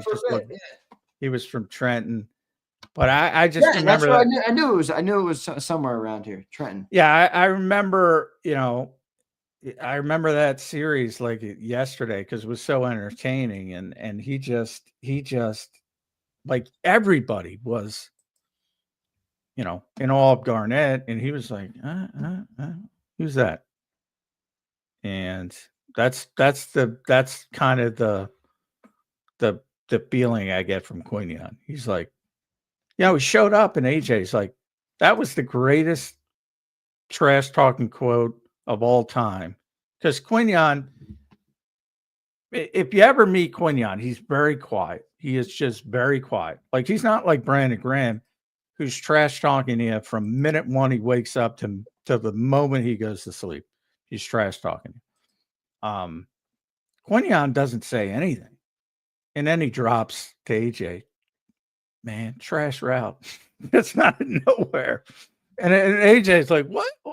And he said he hadn't even talked to him because he was young. He was a rookie, and he's an interesting fellow, Quinyon. Yeah, good stuff there. Great. Love to hear those stories. And Quinyon really showing himself to be a great player coming into year 2. We'll see how he does as we get closer to the NFL season. John, let's get into a little bit of that conversation that we had this morning with the return game. All right, I want to go there for a second. The special teams coordinator, Michael Clay, spoke this morning, and you wrote up they continue to try and get Ainias Smith the ball. So I don't know if they're going to try and make him the guy that they can keep for the return game, and then, I don't know, come up with other ways to use them. Because I do think, John, the thing that we talked about with the receivers is we got an issue here. We're keeping Johnny Wilson and Ainias Smith, and who's the third one? Can't even think of it right now. Avery Williams. Avery Williams. I don't like that, John. I don't even consider Avery Williams a receiver, but you got to find him something. Yeah. Well, it's funny because they signed him. As I said, Avery was drafted as a defensive back out of Boise State when he went to Atlanta. The Falcons eventually moved him to running back. They moved him to offense, but he's really just a kick returner. But they called him a running back. And then the Eagles signed him. When the Eagles signed him, they called him a running back. And then they showed up at some point in the spring and started calling him a receiver. So, he works out individuals with receivers now and all that kind of stuff, but he's not a receiver. He's a kick returner. And Michael Clay also brought up today, he's a very good special teams player. It looks like he's going to be the personal protector on punts, which is a very important role that nobody cares about. But so he is a good, very good special teams player. But he's not a receiver. But you got to call him something. Back in the days before they clearly defined long snappers, most long snappers were tight ends. They were called tight ends. But they're really just long snappers. So one day they woke up and said, you know what? We're just going to call them long snappers. They're still doing that with kick returners. They give them a position, even if they can't play a position. Now, most guys can. Isaiah Rodgers was a kickoff returner. He's a legitimate corner last year. Kenny Gainwell was the other kick returner. He's a legitimate running back. But there's a lot of just returners. Avery Williams is just a returner. So I don't even factor him in. But again, to me, that's a roster building discussion, which we talk about a lot on this show. And I feel like I'm screaming in the wind and nobody hears. But it's not the 5 best receivers. That's not how anybody builds their roster. Yeah, I get that, but don't you think it'd be dumb to go into the season like you finally got a guy, and I'm not saying that Terrace Marshall is like this crazy good guy, but you finally got someone that at least has shown some competence and can be an outside guy. You're coming off a year where AJ and Devontae both missed multiple games last year, and you sucked without them. Wouldn't it be wise to build your team so that, one thing like that wouldn't fuck you up? You know what I mean? Like, you got the guy in the room. Keep 2 that can do more. I'm fine with that. And keep Terrace Marshall, for crying out loud. You'll let this guy go. I mean, and Terrace got hurt. We'll see. He was out there. So I thought it might be serious because it looked pretty bad on the field, but it was positive that he was standing out watching practice. So it is a knee injury. We'll see how many days he misses. That might affect things. But they're trying him at special teams as well when he was healthy, and he's going to have to prove that he can do that. And if he proves that he can at least help, and it doesn't have to be in a major role, but it has to be in coverage. He has to be able to maybe block on kick returns. He has to be able to be one of the inside guys on kickoff coverage or something like that. He's got to help in some other way. So, it's funny because I looked it up, and, Dan Morgan, who's the GM in Carolina, is, didn't love the guy. He said, he can't play special teams. I can't keep him. So, I mean, that part of it's up to Terrace. And if he does that, he's probably going to make the team. But he's got to do something else. He's got to do something else.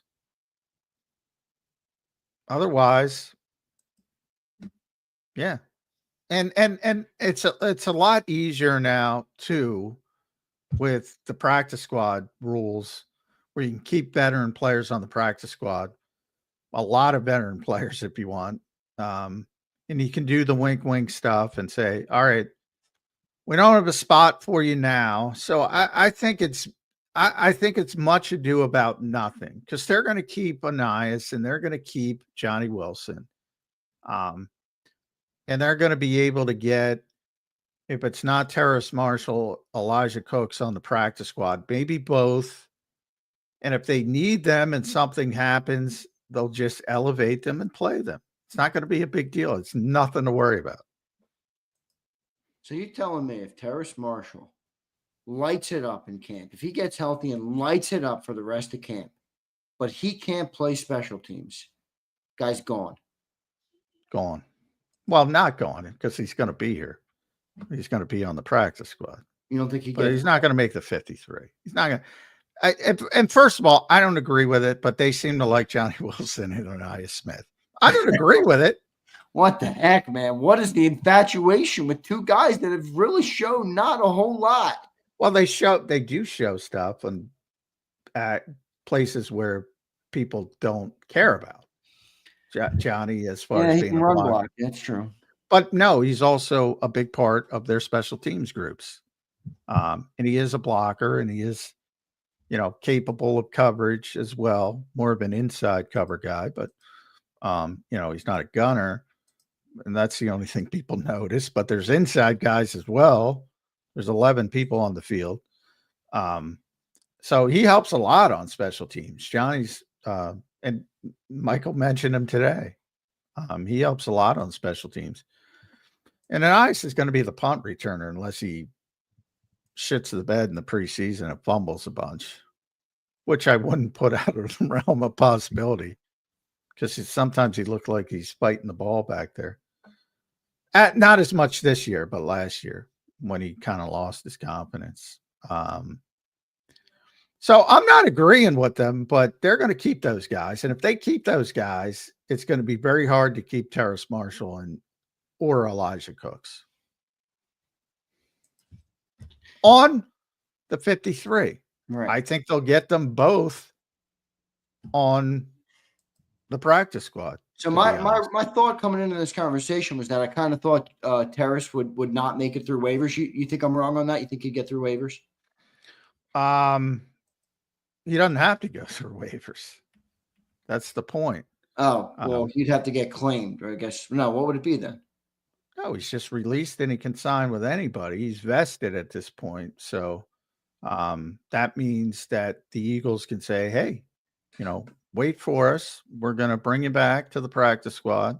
Now, he can also go sign with somebody else. If somebody else has an injury or something like that, and they want to give him a 53-man roster spot, the Eagles are going to lose him. But he's not going through waivers. He doesn't have to be waived. He's just going to be outright released. And that means, like the Eagles did with Nick Yates last year, they said he's vested. He doesn't have to go through waivers. And you just say, hey, sit in the hotel room for 48 hours and we're going to bring you back on the practice squad. Yeah, we'll see what ends up happening there. Good stuff overall, Johnny Mac. John, any other players stick out today at training camp that we didn't talk about? I know some backups continue to make some plays that you wrote about. I don't know which one of them stuck out to you, but any player worth mentioning we haven't tonight that has shown you some things through 6 practices so far? Small Munden got some first team. Oh, that's right. I want to talk about him. First team reps, huh? So I guess he came in for Trotter. No, Trot is taking them all. But Jihad's still on a rep count as he comes back. So he comes out at some points and Smile comes in because Zach Bond's out. Obviously, N'Kobe's out. So, he's looked solid in those first team reps. So this is the most talent the Eagles have had at all-ball linebacker in like decades. You got to go back to a different era of football. They have a bunch of linebackers who can play. When's the last, they used to sign guys like Corey Nelson and Paul Warlow and Eric Wilson and try to get through with those guys. Nate Gary, a draft pick. And now all of a sudden they got a bunch of guys who can play, which is probably indicative of Vic Fangio because that's his expertise. That's his favorite position, essentially, linebacker. So, yeah. So Smile looks good. Trot looks great, man. It hasn't done when they played dime, they played a lot of dime today. And it's usually with Makuba out, it was Makuba and would play come in as the dime player. Then when he got hurt, Mac McWilliams would be the dime player. And they did a lot of that today. And Trot is the only linebacker on the field. I thought that would be, and it would be Zach Bond, but even today, because you think of the athleticism of Campbell and Munden, you would think, well, maybe they'll give those guys a shot. But no, Trotter was the dime linebacker. So I think he's starting to win some people over. Yeah, it's pretty impressive, man. John, I can't remember the last time we've had freaking this many good linebackers. It's like a challenge of who to get on the field. Munden's playing good, Trotter's playing good. You got Campbell, you got Bond, and then you still got N'Kobe Dean, who it just gets more bleak for him, John, the more that guys play well on this team. Well, yeah, I don't think Munden's ready to play right away, but I think it's positive. If you have a guy that's another guy that looks like he's got some promise, it makes your decision on Dean a lot easier. At least I think. Yeah, I think it's a positive that, yeah, if a bunch of injuries do happen, that maybe he's not going to be completely overmatched, and it's always good to get those first team reps when you have the opportunity. But yeah, I mean, I think, and this is only my speculation, I think the hope is that at some point, whether that's week 5 or week 8, N'Kobe comes back and he's healthy and he's ready to go. And he and Zach are the linebackers, because then you get to move Zach off the middle linebacker back to the weak side linebacker, and then Jihad can help out that pass rush. I think that's what Bake is thinking, but we'll see. And he started it today. Started it today with Jahad Campbell, edge reps. Just a little trickle. Yeah, little trickle on the third team, and he struggled though, didn't you? Didn't you say he didn't? Yeah, really... but it was the two I saw, and there might have been, you can't keep an eye on everything. It's not like I would say we don't have replays. I know. So if you miss something, you miss something. Exactly. And they do have a big video board with replays, but you have to be right in front of it, and that's not possible because they won't allow you to be in front of it. But the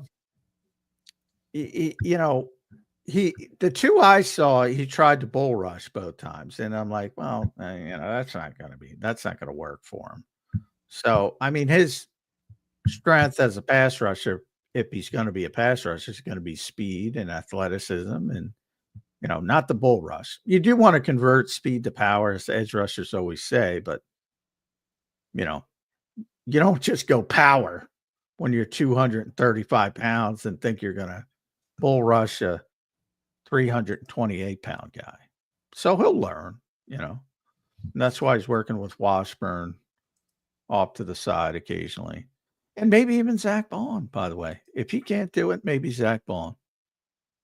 Now I'm talking about because I don't have confidence in this edge rushing group.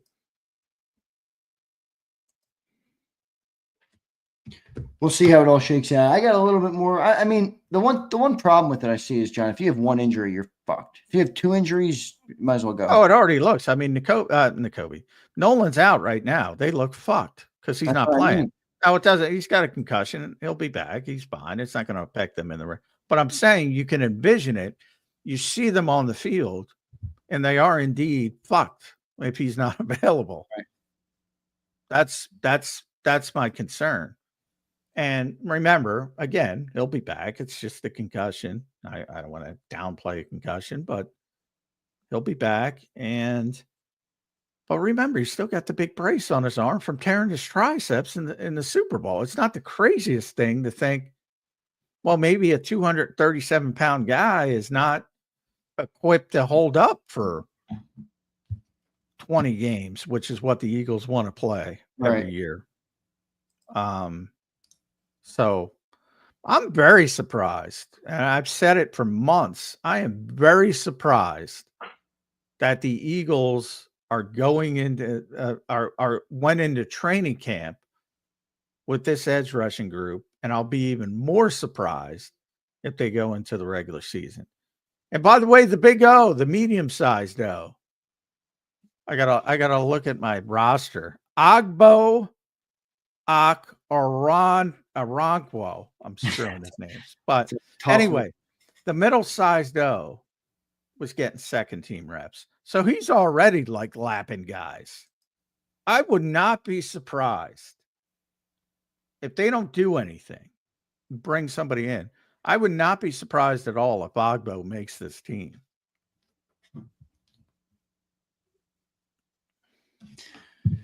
I like Agbo, but we'll see. He's what, 250, 6'2", somewhere in that range? He's another small guy, 6'2", 250. That's why I called him the big O, but now I'm calling him the middle-sized O. Middle-sized O. All right, good stuff there. Let's get to a super chat here. Jeff Martin, what's up, Jeff? Member for 9 months. Thank you, brother. All of our great members. We appreciate it. We still got 305 of you. How about that? 305 members here on JAKIB. So that's pretty impressive coming off the off season to still have that many. And for those who became a member, still a member, we appreciate you very, very much. That's a big way to help support the channel, both personally and financially as well. So thank you, Jeff. Appreciate it. He says, J-Mac, are we really depending on this edge group? One injury is a big problem. 2 could derail the season. You guys are great guys and know your shit. I love it, Jeff. Thank you, man. Yeah, I mean, I just said, I don't feel good. Like I was just talking about the offense, early in the show. I'm like, I can't even believe anybody's worried about this offense. So it's not like I'm being negative to be negative. I mean, it does not look good on paper. And this is traditionally a position the Eagles do everything humanly possible to be strong at. You know, it's quarterback, offensive line, defensive line. And they're generally uncovering every stone if they need to get better at any of those positions, any of those groups. And they didn't do it this year, and it surprised me. Now, Howie will say this about Aziz and Josh, and hey, maybe he's right. But, I mean, people make mistakes, but there are 32 teams in this league, and they got the contracts they got. And that means none of the 31 other teams thought they were worthy of even 2 years or $5 million. Not, you know, we're not talking about $30 million guys. So, John, and early on, it's market says you're worth, my friend. Yeah, That's for every player. Well, exactly. But early on, it's only 6 practices. It's still early. We're tomorrow will be August already, though. They don't look like everybody got it wrong.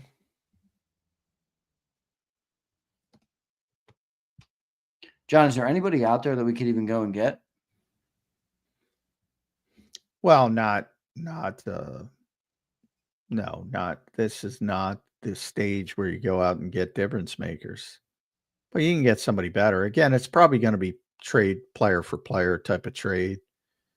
And what you try to do, and how he's done this in the past, most notably, he's made 4 August trades over the past 4 years. Most notable being CJ. And, you know, that's a guy who was on the end of his rookie contract, and New Orleans didn't want to pay him. They knew, probably because of some of the issues that we know about. But he was a good player, and the Eagles got that one right. And you know, that's the guy you got to look for it on the edge, and hopefully a better chemistry fit as well. But that type of guy who's got some upside that hasn't been fully developed in another situation, that's the kind of player you need, and that's the kind of player you're looking for. Now, one of those trades was for Albert Agwegbanon, but you know, who just got cut today in Indianapolis, I saw. But you know, same thing. He's on the final year of his rookie deal, big athletic tight end, didn't work out. So, but that's what they tried to do. They tried to get a guy who had some talent, and they thought sometimes it works, sometimes it doesn't. And they already brought in Agbo, who's played a lot of football and has been part of rotation, pretty successful at times in Cleveland and Houston. You know, so they know there's an issue. But, you know, Myles Garrett ain't coming through that door. Trey Hendrickson ain't coming through that door. Micah Parsons isn't coming through that door. Yeah, even though the facsimile is coming through the door every day. We'll see what ends up happening. I don't know if there's much to do there, but we will see. And John, you've made Birds 365 Nation a little bit more nervous about the edge than they thought, but it is thin. I mean, you know, we will see how it all shakes out. John, we are about 19 minutes away from not only the end of our show, but for the first NFL game of the year, the Hall of Fame game tonight. Johnny Mac, over under 6 minutes you will spend watching. I'll be over, but well, it depends. What do you mean by watching? The TV will be on. I'll probably be under actually paying attention, but over in actual minutes the TV is on the game. Yeah. If that makes sense. Yeah, no, it does. It makes sense. We got a lot of shit that can take our attention, no doubt about it. I will be watching that game. What do you think of the Lions this year coming in, John? I think they're a great team, and they got a lot of great talent. But boy, I do think there's a little loss of their coordinators is gonna be tough for them. Yeah, well, yeah, I think that's always a big thing. And for the way people talk about Ben Johnson, uh, and rightfully so, he was a great coordinator. We'll see how he is as a head coach, but I think specifically he's going to be very hard to duplicate. Um, but they got a shitload of talent, and that remains. I got to tell you, I've heard a couple different people talk about Aiden Hutchinson, and if he's back and people are saying he looks like a monster, I mean, right, that alone, he was on his way to being Defensive Player of the Year. Yeah. Um, that will help him. I just don't know about the offense because, Goff to me is a great system quarterback, but he's not the kind of guy that's an improviser, at least in my eyes. Like very accurate, gets the ball out on time, knows where to go with the football, can read. Well, he's not an improviser, but so I mean, if they lose any of that creativity that Ben Johnson brought, like what does that do for Jared Goff as a player? That's my question there. Well, you're not going to have Penei Sewell running fourth down, but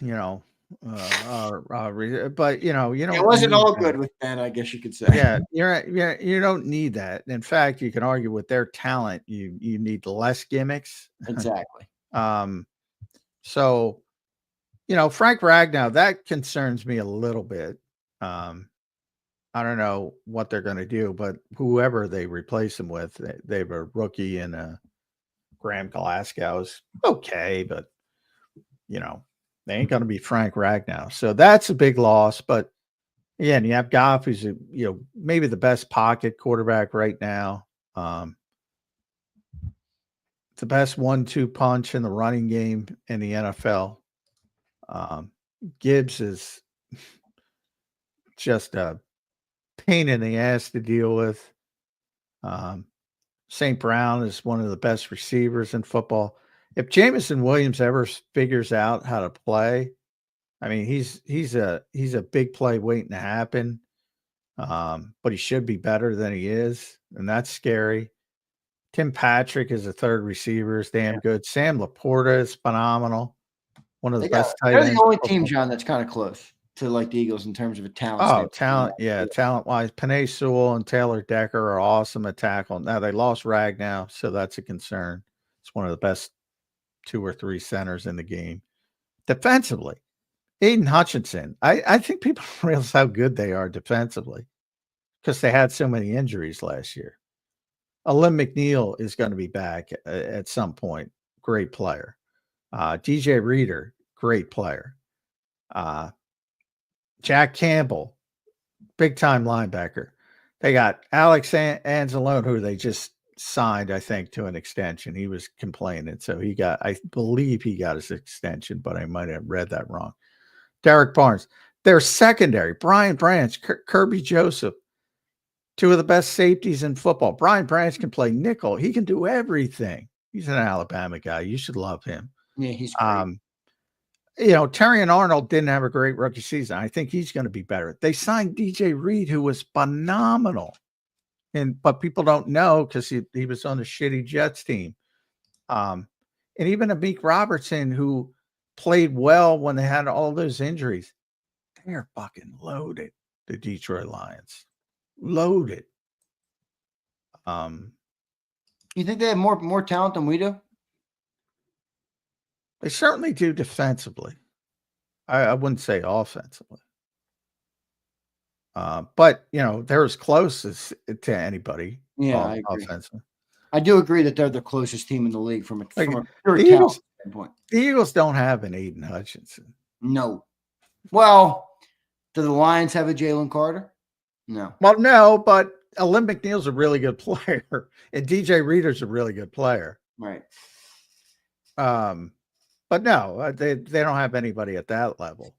And the Eagles, Zach Bond played better than Jack Campbell last year, and I think he'll play better than him this year. But again, he's a good player, and we'll see with Nakobe and Jihad or what happens or Trotter.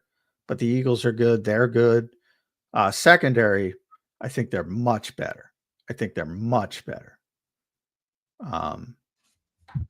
They have the best safety group in the NFL. Kirby Joseph and Brian Branch. And, the corners are – if Arnold – I'm assuming Arnold gets better. He wasn't great as a rookie. Ton of penalties. Well, it's harder to play as a rookie in that system than it would be for Quinion in our system, to be fair. Yeah, he's got a shitload of talent. So I'm assuming he gets better. Maybe he doesn't. Put a lot on his plate, I mean, he was a press man corner year one out of the gate. Yeah, and DJ Reed, as I said, was one of their big free agent signings. He's a big time player. Now Robertson can move to the nickel, so they got a good nickel back. Avante's out there too. I don't think he might not even make the team. And hopefully he does. Wait, is that where Avante Maddox is? Yeah. Oh, I didn't know that. And hopefully he does, because he's from Detroit. That's his hometown. So I hope it's looking bleak for him. They got a lot of talent on that defensive side. I mean, I don't know how their depth is, so maybe he could be a depth guy, but yeah. But they're a good team. But I don't like losing Ben Johnson. Aaron Glenn, I think they'll be fine. They'll be better on defense, and that's not Aaron Glenn's fault. No, yeah, head coach of the Jets. And they had like 15 injuries. Yeah, I know. That's what I'm saying. They're going to be better this year defensively. So they're going to be much better defensively. Yeah. All right. Good stuff. Good stuff on the line. Let's get to a couple of our last super chats, and then we'll close up the show with our final thoughts on, should we call it the Eli Ricks Day, John? Well, yeah, he made the biggest play. Although it's just an overthrow from jail. It is funny because that's what Vic was saying. Yeah, but I didn't expect to hear Eli Ricks was with the first team today. No, he's getting, and it was very few reps. I don't want to overstate it, but it was noticeable in his interception. It was a red zone drill, situational drill, end of game situation, in the red zone. And they had Eli Ricks out there, which I think is a positive. Now, again, maybe somebody had to take a pee. It could be as simple as that. Maybe somebody's shoe fell off. It could always be something like that, J-Mac. So that's why I say it wasn't a bunch of reps. And that's why you have to be cautious with those things. Yeah, but John, sometimes, when you make the most of opportunities, no matter how they come, you can. Oh, I agree with that. I'm just saying. I'm just saying. Whether it was someone taking a piss or not. I mean, shit, he got on the field and then he made a play. Maybe Vic now, was like, oh, does that guy have something? Now Vic's not that type of dude, but look, I think it's something to monitor. I agree with that. That was just a warning for the people that overstate one or two reps, because one or two reps could mean, again, somebody's got to tie their shoe. Somebody's got to go to the bathroom. Maybe a coach is correcting him on something and somebody runs in, because one thing about football, you don't want to lose reps. You want to keep reps going. So if somebody's not ready to go, you put somebody in. So that's all I'm saying. If he starts getting multiple reps, even 5 or more, it's more meaningful, and we're not at that point yet.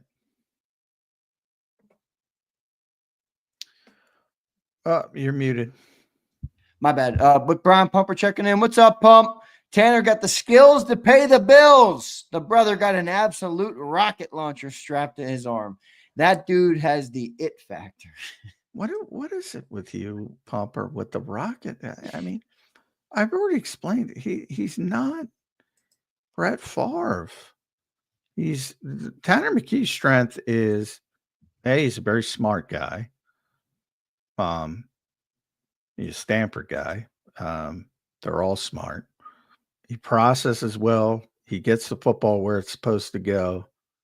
He's not throwing through a car wash. He's not Nolan Ryan. What did those videos used to be on YouTube, John, when we were younger? Like when YouTube first came out, the NFL used to do those crazy videos. Remember the one guy perfect example, they threw the ball through the two windows, or the one dude jumped over a car. It was like NFL players doing it. Does anybody remember what they were on YouTube?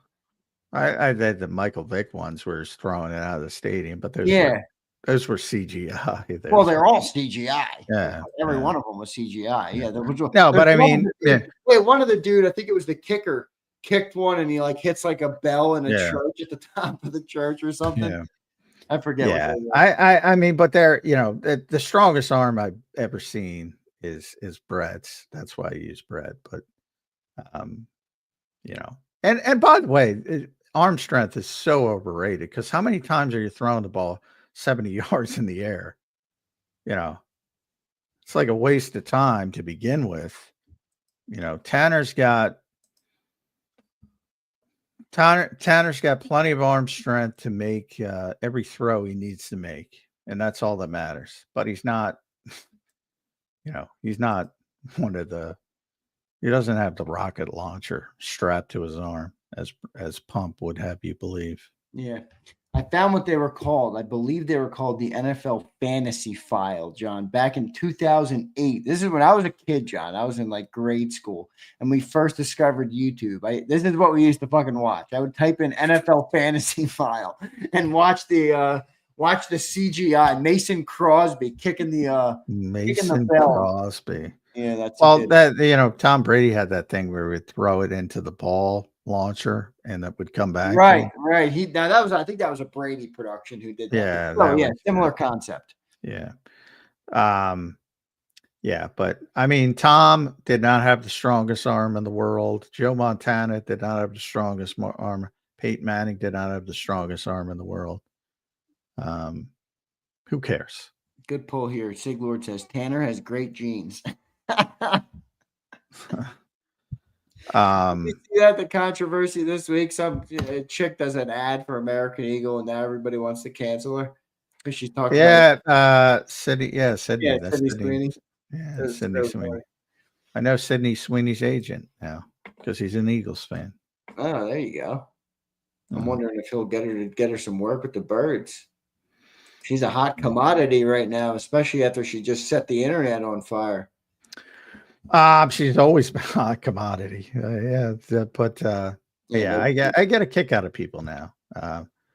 There was a wrestler, very attractive wrestler, Blake Monroe, formerly Mariah May, is a heel, and she was making fun of another girl who was overweight when she was younger, and she was putting some pictures up, and everybody's shitting on her. And I'm like, she's a wrestling heel, you morons. She's trying to be an asshole. Right. I what has happened to people? I don't know. But anyway. That's funny. That is funny. Brian Bumper says, some chick ? Xander, stop it. That is funny. Brian Bumper, you're funny. Sydney's top tier. That is funny. Yeah. She's good. All good. I just thought it was funny. The internet reacts. I mean, it's just like, we are so stupid sometimes. But all right, everybody, good stuff, man. Theo, 5 minutes to go in the show, and he brings in 5 memberships gifted. Thank you, man. Appreciate it. Thank you very much for that. All the memberships are coming in, and we're gonna have tons of giveaways this year. John, we were thinking about the new quota for like the giveaway. I'm going to be giving away a lot more jerseys than just the weekly thing. But last year it was Saquon. We can't double up on that. Should it be Jalen Hurts passing? Like, what should it be this year, John, to constitute a weekly giveaway? Well, let's see. I mean, let me look Jalen up real quick because last year can't be indicative because last year was way too low. Somebody said do 240 because I think that if he did that, it'd be like just over 4K passing yards. Well, then he's not going to get to 4K. Let's. No, but how many games will he have over 240? 240 is not a crazy number, right? He threw for 2,903 yards last year. That is low. Now he missed he missed a couple games, but that ain't good. So I'm looking at his game logs. Let's see how many 240. 1, 2, 3, 4. So I How many do you have in 23 though? 23. Yeah, maybe that's a better indicator. 23. Oops, I'm on splits. Come on, Pro Football Reference. Making it too hard. 1, 2, 3, 4, 5, 6, 7, 8, 8. 8. Not bad. Still a little low. John, I'm looking to give away 50 plus jerseys this year. Well, then you got to put it lower than 2. Well, no, I'm going to be doing more giveaways but I do want to set a weekly thing, you know. Last year, I think Saquon went over, I don't know, 12 times, 13 times. We gave away so many. 240 seems good because, you know, 240 is not a bad number. Kind of an odd number. It can't be what it was last year because then it'd be too easy. Because the number was so low last year. Yeah, right. So he did it 8 times in 2023. Let's see, 4,000. I think 4,000 is lofty. He's never thrown for 4,000, but 4,000 divided by 17 sounds like 235. Yeah, 235.29. So 235 maybe is the number. 235, right at 235. I don't know. We got to keep thinking about it. Think about it. Give it some thought. It depends how many you want to give away. I want to give away a lot, but I don't want the weekly thing to be a guarantee because then it's dumb. I'm going to be giving away a lot anyway is the point. But the weekly thing constitutes it's like our version of fantasy football in the sense that you watch for something to happen in the game because you know something will come of it. How about if he throws for under 180, you have to give the jersey back. So leave it to John to go the other way. John's going to take your last bit of joy and suck it right away from you. That is funny, man. You got to be kidding me, J-Mac. All right, Johnny Mac, your final thoughts, man. Great show tonight. Yeah, another day tomorrow. Full pads tomorrow. So, and it's going to be cooler, supposedly. So, you know, should be optimal weather for the Eagles to go through full pads. So stay tuned. Full pads. Abe says, how about total team turnovers? That's not very exciting. But Johnny Mac, great show, bro. Catch you tomorrow. We'll talk to you in the morning briefly before the practice. And then on a nightcap edition to close out a Football Friday, Johnny Mac. Enjoy the Hall of Fame game tonight, my friend. Thanks for the work. All right. Thanks, everybody. All right, see you, man. There's Johnny Mac joining us here on Birds 365. Excellent show tonight, everybody. As always, a good nightcap. Now we got the game coming on. I got to flip my TV over here to get this game on. What's it on? NBC, everybody? Let me find this damn remote.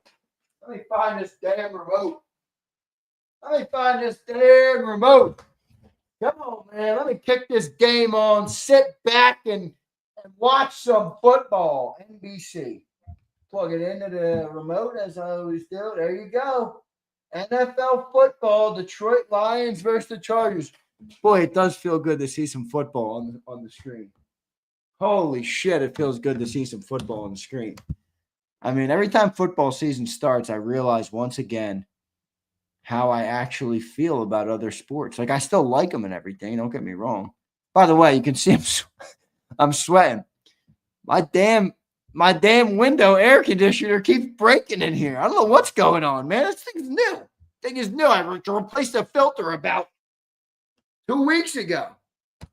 Went to Home Depot, got the filter, take it out, replace it, put it back in the window, painted up balls, things like 65 pounds. And now the thing is broken again. And you can see I'm like breaking a sweat here in my studio at 8 p.m. At 8 p.m. You got to be kidding me, man. Oh, Abe, I'll check it out, bro. Thanks.